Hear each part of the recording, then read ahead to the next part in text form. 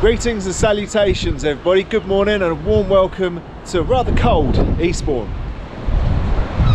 After what feels like months of rain, finally this big yellow orb that I barely recognise has reappeared in the sky, and do you know what that means? It means it's time to continue the South Coast hike. Today we're walking around about 18 miles or so, right along the coast to Hastings.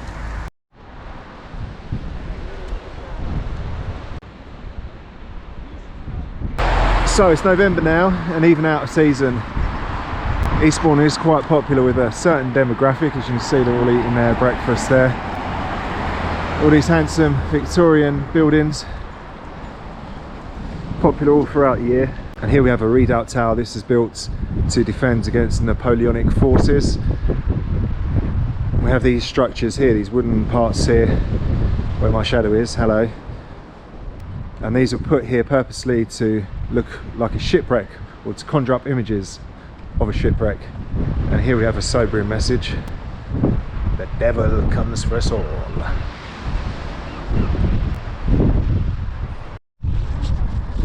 Got a cool little pirate themed play park here, and what I've got over here, I'm trying to be subtle, but you see where it says chill out there.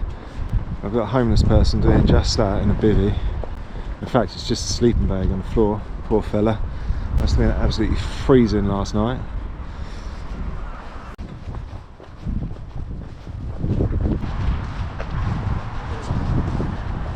Well, it's a bit strange out here. We're still in Eastbourne, but it's all got a bit ramshackle. It's like a fishing village kind of place.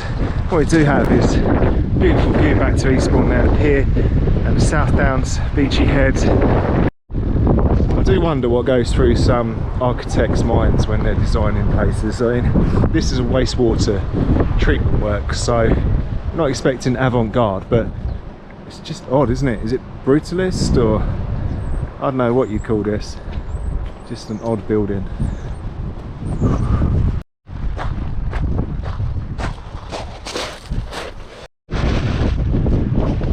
I'm pretty amazed these cans have stayed up like this. They must have been super glued.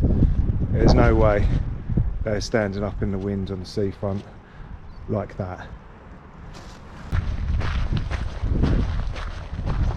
Martello Tower number 66. I see another one off there in the distance. Martello Towers were built to defend against the invading French. These ones are never used. In my opinion, they built them 800 years too late. I'll show you what I see.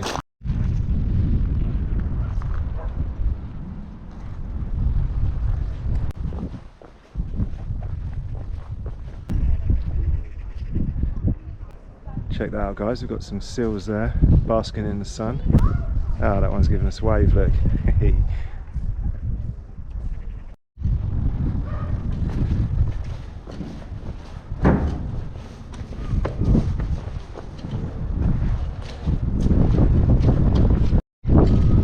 Now, I don't know about you guys, but these apartments look to me like they're just built out of giant Lego. Martello Tower number 64. So that's 66 off there in the background. What happened to number 65, I hear you ask? Well, number 65 was completely broken up due to coastal erosion by 1938, so that was gone a long time ago. Another one that's gone is number 63, which would have been a little bit further along the coast. That one was blown up by the Germans in World War II. We're out of Eastbourne now in Pevensey Bay. Over here, beyond the beach houses, looking a little worse for wear, is Martello Tower number 62.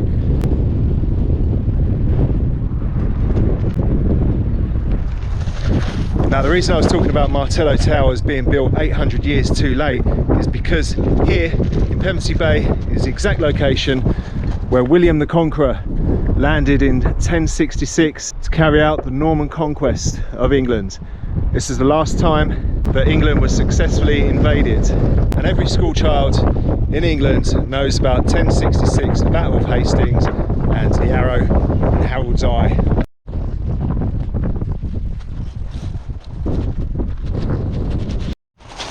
What isn't so well known is the Battle of Hastings didn't actually take part in Hastings, so I won't be able to show you the battle place because that's in a place weirdly called Battle, about 7 miles northwest of Hastings.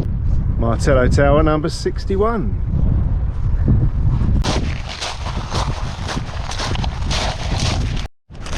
I couldn't tell you why or how, but right along the beach there's a trail of black shells as far as the eye can see. I guess this must be the high water mark, or I don't know.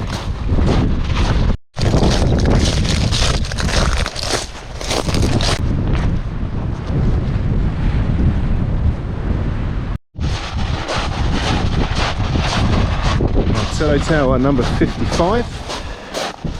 I appreciate you're probably getting quite bored of Martello Towers by now, but I've already shown 4. I'd feel bad if I left one out. We're in Norman's Bay now, named after the fearsome conquerors from Normandy, not some fella called Norman. Norman's Bay train station just over there, one of the most pointless train stations in the whole of England.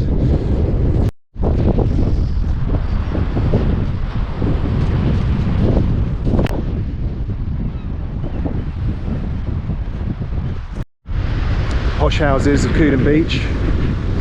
Apparently talk show host Graham Norton lives in one of these.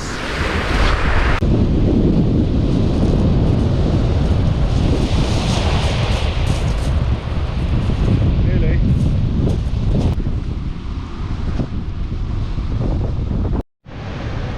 Right, I have to be quite discreet here guys, but look at this guy down the bottom here. It's 9 degrees currently. It's November. And this guy's smothering himself in oil, sunbathing. Welcome to England. Cute little clock tower. I approve, I'm a fan, even if it is 4 minutes fast.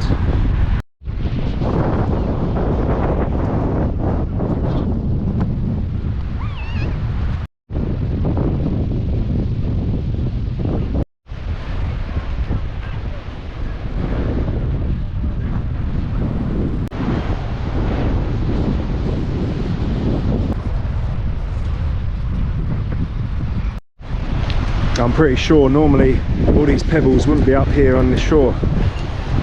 Just come out of a storm Kieran, and the after effects are showing.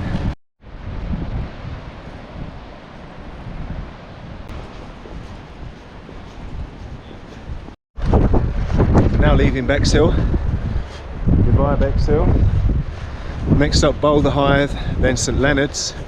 Climbing up this massive hill at the moment. It must be at least 3 meters high.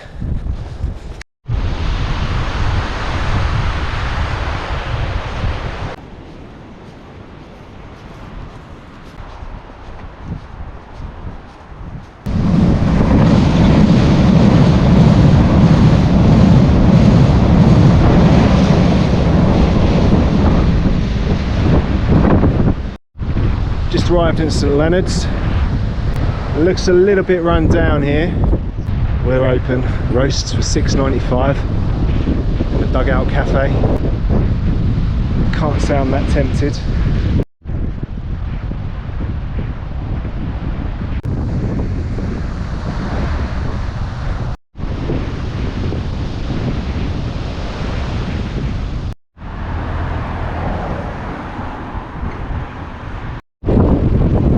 Big swanky hotel, look at that. Look at those moody skies behind it as well. Check this out, this Art Deco building, Marine Court, built between 1936 and 1938. It's designed to look like a cruise liner. I guess that's the front of the cruise liner. When it was built, this was the tallest residential building in the whole of Britain.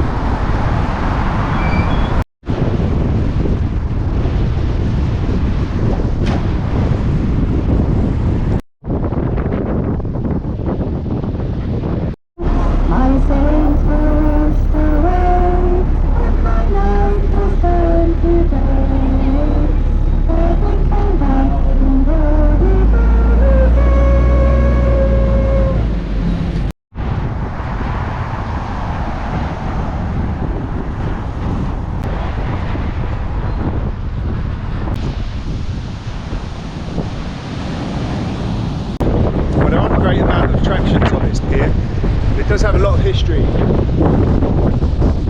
Some absolute icons of the music world have performed here. Tom Jones, Rolling Stones, Pink Floyd, Jimi Hendrix, The Who.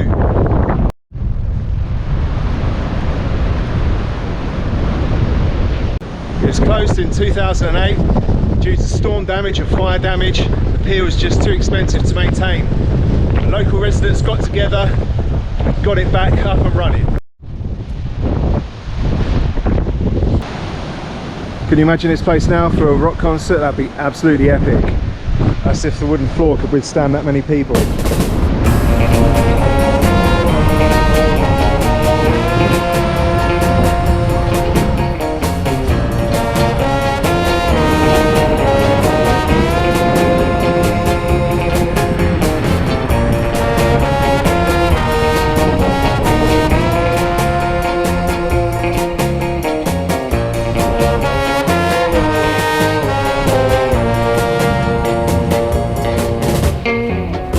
I spend my days in despair,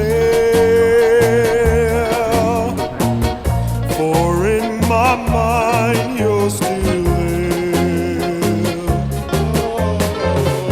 When nights turn cold and blue, how will I live without you?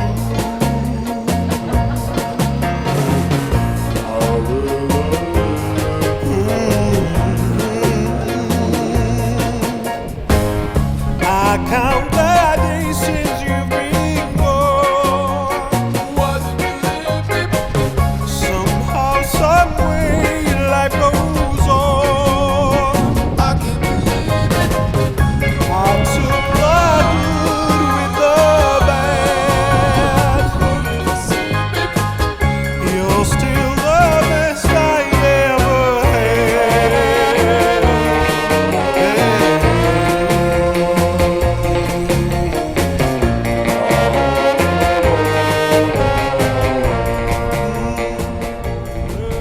Well folks, I'm going to wrap the video up here. I was going to hang around for the sunset, but unfortunately, disappointingly, after such a sunny day, it's just disappeared behind the clouds. So that's going to be it for this section, guys.